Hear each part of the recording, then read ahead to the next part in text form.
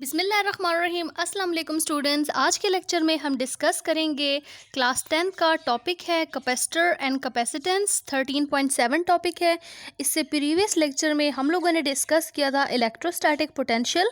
Electrostatic potential क्या होता है वो हम लोगों ने देखा था, और जो इलेक्ट्रिक पोटेंशियल है वो energy supplied by the unit charge as it move from the one point to another in the direction of the electric field is called potential difference. Potential difference को हम लोगों ने डिस्कस किया था और उसका फार्मूला डिराइव किया था। आज हम पढ़ेंगे कैपेसिटर्स एंड कैपेसिटेंस। तो सबसे पहले हम ये देखेंगे कि what is meant by capacitor. फिर उसके बाद डिस्कस करेंगे उसकी कंस्ट्रक्शन के पैरेलल प्लेट कैपेसिटर क्या होता है, और उसके बाद हम उसकी कुछ डेरिवेशन करेंगे। कैपेसिटेंस के लिए फार्मूला डिराइव करेंगे कि कैपेसिटेंस एक्चुअली क्या होता है, और इसका ऐसा यूनिट भी पढ़ेंगे कैपेसिटेंस का कि वो क्या होता है, और उसके ऐसा यूनिट को भी हम डिस्कस करेंगे। सो फर्स्ट ऑफ ऑल हम ये देखते हैं कि what is meant by capacitor. ये जो चैप्टर है इलेक्ट्रोस्टैटिक, ये हम लोगों ने पढ़ा था। This chapter is just according is about the electric charge. Electric charge is the basic property of the material due to which it attract or repel the another object. तो अब हम ये देखेंगे कि अगर हमने किसी चार्ज को स्टोर करना होगा तो उसके लिए हम उसको कैसे यूज़ करेंगे, चार्ज को हम कैसे स्टोर कर सकते हैं, उसके लिए हम कौन सा डिवाइस यूज़ करेंगे। तो in order to store the charge a device which is called capacitor is use. तो जो डिवाइस हम यूज़ करते हैं for storing the charge that is called capacitor. और एक दफ़ा जब चार्ज है वो उसके ऊपर स्टोर हो जाता है तो फॉर द लॉन्ग टाइम वो चार्ज उस प्लेट्स के ऊपर, कैपेसिटर की जो भी प्लेट्स होंगी उसको कुछ ख़ास एरिया होगा उसके ऊपर जो है वो चार्ज स्टोर रहेगा, और फिर उसके बाद हम उसको यूज़ कर सकते हैं। कैपेसिटर की charging and discharging with the passage of time होती है। कैपेसिटर के लिए अगर हम सिंबल देखें तो कैपेसिटर के लिए जो सिंबल है वो आप फिगर में देख सकते हैं, इस तरह यूज़ करते हैं। ये ग्रीन कलर का आपको नज़र आ रहा होगा। ये ग्रीन कलर में जो है ये क्या है, कंडक्टिंग वायर्स हैं, और ये ब्लू जो है वो आप प्लेट्स हैं, कैपेसिटर की कंडक्टर की प्लेट्स होती हैं।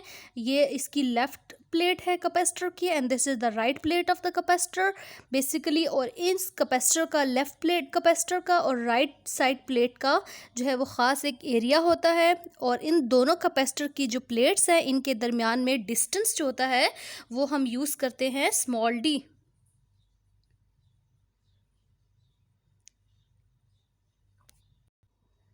सो कैपेसिटर एक्चुअली क्या है, it consist of the two thin metal plates parallel to each other separated by a very small distance.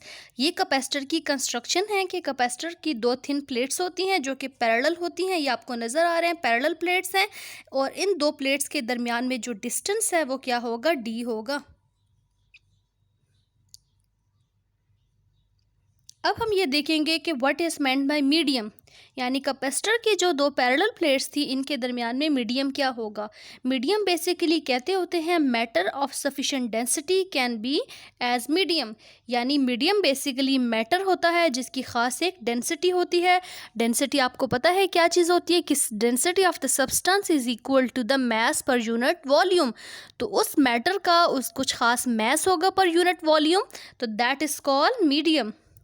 The medium है between the two plates is air or a sheet of the some insulator. This medium is known as dielectric. यानी medium आप कुछ भी use कर सकते हो। Medium अगर दो प्लेट्स के दरमियान में एयर है, या फिर क्या हो सकता है, कोई इंसुलेटर भी हो सकता है। Air is also insulator. तो मीडियम हमेशा क्या चीज़ होगा, इंसुलेटर ही यूज़ करेंगे। इसकी क्या रीज़न है कि मीडियम इंसुलेटर क्यों होगा, ये हम आगे इसको डिस्कस करेंगे। और sheet of the some insulator भी यूज़ कर सकते हैं। This is known as dielectric. Dielectric is called insulator. And insulator क्या होता है, जिसमें ना तो पॉजिटिव चार्ज हो ना फिर नेगेटिव चार्ज हो, या चार्ज का फ्लो भी ना हो सके। अब हम देखेंगे कि अगर मेटल की जो प्लेट्स हैं, कैपेसिटर की प्लेट्स हैं, plates of the capacitor when connected with the battery. Battery क्या चीज़ है, यहाँ पे अगर हम इस फिगर में देखें तो इस फिगर में ये कैपेसिटर की लेफ़्ट प्लेट है, and this is the capacitor की राइट प्लेट, प्लेट बी। और इसको कंडक्टिंग वायर के साथ कनेक्ट किया हुआ है। यहाँ पे के जो है वो की है, की का मतलब है कि जब क्लोज होगी तो बैटरी जो है बैटरी में से करंट फ्लो करेगा, और जब की ओपन होगी तो no current will flow in this path. यहाँ पे जो बैटरी है, बैटरी को हमने पॉजिटिव टर्मिनल हाइयर पोटेंशियल होता है and negative terminal low potential होता है, और बैटरी का जो पोटेंशियल डिफरेंस है उसको हमने V कह दिया। V is the potential difference of this battery. अब हमने यहाँ पे क्या किया कि जो कैपेसिटर की लेफ़्ट प्लेट थी इसको हमने बैटरी के पॉजिटिव टर्मिनल के साथ, और कैपेसिटर की राइट प्लेट को बैटरी के नेगेटिव टर्मिनल के साथ कनेक्ट कर दिया। जो मेटल हैं कैपेसिटर की, जो थिन मेटल्स हैं वो क्योंकि कंडक्टिंग प्लेट्स हैं तो यहाँ पे ये कंडक्टर होंगी, इसमें पॉजिटिव और नेगेटिव चार्जेस होंगे। अब इस केस में हम लोगों ने ये देखा कि जब capacitor is connected with the battery, then the battery transfer a plus Q charge from the plate B to the plate A. यहाँ पे कैपेसिटर की प्लेट के ऊपर भी पॉजिटिव चार्जेस हैं और नेगेटिव, और कैपेसिटर की जो ए प्लेट्स हैं इसके ऊपर भी पॉजिटिव चार्जेस हैं और नेगेटिव चार्जेस हैं। तो यहाँ पे हम देखेंगे कि जैसे ही आप इस कैपेसिटर की प्लेट्स को बैटरी के साथ कनेक्ट करोगे तो जो इसकी राइट साइड वाली प्लेट है कैपेसिटर की प्लेट बी, इसमें से जो पॉजिटिव चार्जेस हैं वो इधर नेगेटिव पोटेंशियल की तरफ जो है वो मूव करेंगे, और बैटरी जो है वो इन चार्जेस को एनर्जी प्रोवाइड करेगी, और ये चार्जेस अपनी एनर्जी लेके प्लेट ए पे जो है वो क्या हो जाएंगे, इंड्यूस हो जाएंगे। तो सारे के सारे जो पॉजिटिव चार्जेस हैं वो प्लेट बी से फ्लो करके प्लेट ए की तरफ जो है वो स्टोर हो जाएंगे, यानी कैपेसिटर की जो प्लेट है प्लेट ए उसके ऊपर पॉजिटिव चार्ज है वो इंड्यूस हो जाएगा। तो अकॉर्डिंग टू जो इलेक्ट्रोस्टैटिक इंडक्शन है उसके अकॉर्डिंग क्या होगा कि अगर सारे के सारे पॉजिटिव चार्जेस ए प्लेट के ऊपर स्टोर हो गए हैं तो यहाँ पे बी प्लेट के ऊपर कौन से चार्जेस रह जाएंगे, माइनस चार्जेस रह जाएंगे, माइनस क्यू चार्जेस। यानी कि कैपेसिटर की जो प्लेट है प्लेट ए उसके ऊपर plus Q charge, while the plate of the capacitor plate B has a minus Q charge. तो यहाँ पे हम देखेंगे कि कैपेसिटर की एक प्लेट के ऊपर सेम चार्जेस और दूसरी प्लेट के ऊपर माइनस क्यू चार्जेस है वो स्टोर हो जाएंगे। ये चार्जेस बैटरी के ऊपर उस वक्त तक स्टोर रहेंगे, ये चार्जेस बैटरी कैपेसिटर की प्लेट्स के ऊपर उस वक्त तक स्टोर रहेंगे जब तक आपने इसको बैटरी प्रोवाइड की होगी। बैटरी इनको पोटेंशियल डिफरेंस या एनर्जी सप्लाई कर रही है। अब इन दो कैपेसिटर की प्लेट्स प्लेट ए और प्लेट बी के दरमियान में हमने यहाँ पे इसका मीडियम क्या है, हमने कोई शीट नहीं यूज़ की बल्कि एयर जो है वो यूज़ हो रही है। तो एयर इज़ इंसुलेटर, तो इंसुलेटर यहाँ पे यूज़ करेंगे, और इंसुलेटर में करंट का चार्जेस का फ्लो नहीं होता। तो यहाँ पे इसीलिए ये जो कैपेसिटर की प्लेट्स होती हैं क्योंकि उनके ऊपर डिफरेंट काइंड का चार्ज है, तो ये जो कैपेसिटर की प्लेट्स हैं ये एक दूसरे को अट्रैक्ट नहीं करेंगी। क्लियर, इंसुलेटर होने की वजह से ये मेटल की दो parallel plates A and B एक दूसरे को अट्रैक्ट नहीं करेंगे क्योंकि इनके दरमियान में इंसुलेटर है। और इनके अगर हम इलेक्ट्रिक फील्ड की लाइंस को ड्रॉ करें तो इलेक्ट्रिक फील्ड लाइंस किस तरह होंगी, from the positive to the negative की तरफ। पॉजिटिव चार्ज से नेगेटिव चार्ज की तरफ इलेक्ट्रिक फील्ड की डायरेक्शन होती है जिसको हमने यहाँ से रिप्रेजेंट कर लिया। अब हम इसकी डेरिवेशन कर लेते हैं। कैपेसिटर के प्लेट्स के ऊपर जो चार्ज स्टोर हो रहा है वो डिपेंड करता है कि कितना पोटेंशियल डिफरेंस आपने सप्लाई किया हुआ है बैटरी का। तो जितना ज़्यादा चार्ज कैपेसिटर की प्लेट्स के ऊपर स्टोर होगा उतना ही जो है उस बैटरी का पोटेंशियल डिफरेंस होगा। क्लियर, यानी पोटेंशियल डिफरेंस जो है वो हमने पढ़ा है कि potential difference is equal to the energy supplied by this unit charge as it move from the one point to another. तो जब चार्जेस जो है वो फ्लो करेंगे तो इसका मतलब ये होगा कि बैट चार्जेस को एनर्जी मिल रही है and that energy is equal to the potential difference. तो चार्जेस की जो अमाउंट ऑफ चार्ज स्टोर हो रहा है प्लेट्स के ऊपर वो डिपेंड करता है पोटेंशियल डिफरेंस, यानी इन दोनों का charge store on the plates is directly proportional to the potential difference. तो यहाँ पे Q is directly proportional to V आ जाएगा। अब प्रोपोर्शनैलिटी का साइन यहाँ से रिमूव करेंगे तो यहाँ पे हम देखेंगे एक कांस्टेंट लगाएंगे यानी Q is equal to CV।